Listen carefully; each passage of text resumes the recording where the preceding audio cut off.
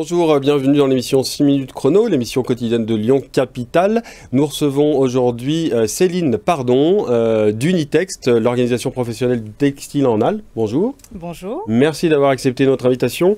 Aujourd'hui, nous allons parler soie et notamment du festival Silk in Lyon. Silk qui veut dire soie en anglais. Alors c'est quoi, la 4e édition ? C'est la troisième édition. Silk in Lyon. Silk in Lyon, si on peut le présenter brièvement, qu'est-ce que c'est que ce festival ? Silk in Lyon, c'est un événement grand public, unique dans son genre en Europe et qui va aborder la soie dans sa globalité. Donc c'est-à-dire qu'on va parler à la fois histoire, patrimoine, produits, savoir-faire, métier. Donc c'est vraiment 120 professionnels qui vont se retrouver pendant 4 jours pour valoriser la soie dans son ensemble. Ce que vous disiez, c'est valoriser aussi le patrimoine, parce qu'effectivement, la soie fait partie de l'ADN de Lyon. Lyon, quand on parle de Lyon, on parle souvent de gastronomie, on parle souvent de cinéma, festival lumière, gastronomie. La soie, on en parle un peu moins. Est-ce que la création l'intention première de ce festival Silk in Lyon, c'était au départ, c'est de redonner un peu plus de visibilité à la soie ? Alors évidemment, c'est un des objectifs. Il faut savoir pour la partie historique en quelques mots, en 2005, la fédération a créé le marché des soies. Oui. Donc les soyeux venaient vendre leurs tissus et accessoires. Et en 2011, la ville a créé un festival qui s'appelait Label Soie, où on était plutôt sur la dimension culturelle, où des associations comme Soirée Vivante, Maison des Canuts venaient sur cet événement. En 2017, il a été décidé de réunir ces deux événements pour en faire un seul événement, d'où le festival de la soie. Pourquoi vous avez choisi un terme anglais ? Parce qu'on a une dimension internationale. Lyon, vous parliez de gastronomie, vous parliez de cinéma, mais le troisième pilier, c'est la soie. Et la mairie et la métropole ont une volonté d'asseoir et de légitimer Lyon en tant que capitale de la soie, d'où la création d'un réseau qui s'appelle Silky Cities. Ouais. Donc j'en parlerai un peu plus tard. Mais il y a aussi cette dimension silk, c'est de se dire peut-être qu'un jour on aura des partenaires au Brésil qui vont faire Silk in Brésil et demain Silk in China. Ça serait l'idée d'arriver à multiplier, à dispatcher comme par exemple le Syrah à Lyon, il y a des Syrahs un peu de partout, d'avoir des silk un peu de partout dans le monde. C'est une des ambitions, effectivement. C'est une des ambitions, donc d'où le nom Silk in Lyon en anglais. Concrètement, vous parliez de 120 professionnels donc, sur ce festival qui tient au Palais de la Bourse. Concrètement, qu'est-ce que le grand public va pouvoir voir là-bas justement ?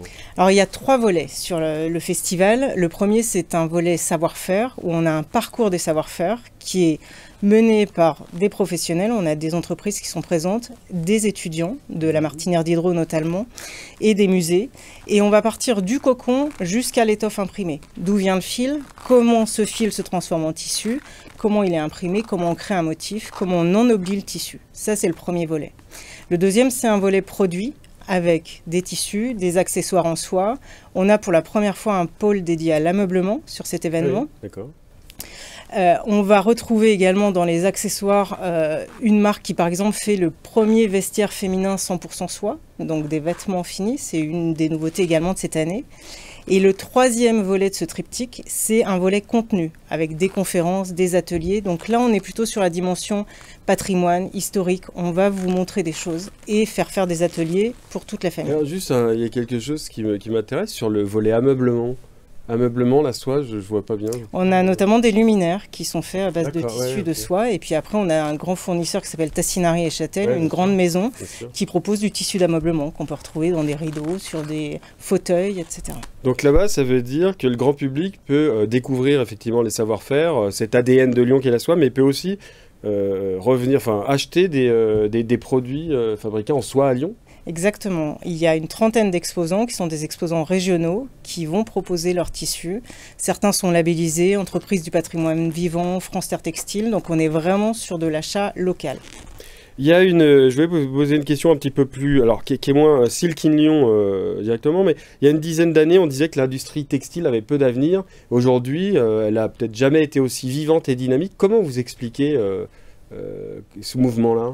Alors il y a un travail de fond qui est mené depuis des années quand même pour redonner ses lettres de noblesse à cette industrie. On a un épisode qui s'appelle le Covid qui nous a quand même permis de se remonter au devant de la scène, quand un tas d'entreprises du secteur, que ce soit des entreprises de textile technique ou de textile habillement, se sont mis à faire des masques. et ont permis d'ouvrir les yeux du grand public en disant « Ah, en fait, on a encore de l'industrie textile en France », et ce qui nous a donné un coup de projecteur. Et puis après, on a toutes les questions actuelles autour de l'upcycling, autour de la revalorisation des textiles, qui nous permettent de travailler et d'innover. Et puis, il y a aussi l'actualité, alors ça rejoint un peu, mais le musée des tissus, dont on parle beaucoup à Lyon et qui est quand même pour les Lyonnais quelque chose d'important. Vous pouvez dire un petit mot sur ce musée des tissus ? Le musée des tissus, donc, qui rentre en phase de travaux pour une durée assez longue, puisqu'on est jusqu'en 2025. Donc, un musée des tissus qui nous a montré qu'il y avait de très belles expositions. On a pu voir Yves Saint Laurent il n'y a pas très longtemps, qui a reçu un gros succès du public. Et je vous invite à venir sur Silquignon parce qu'il y a notamment Esclarmonde de Monteil, la directrice du musée des tissus, qui va venir raconter les 150 ans d'histoire de ce musée, comment elle est passée d'un musée d'art et d'industrie au musée des tissus et présenter le projet de construction à venir.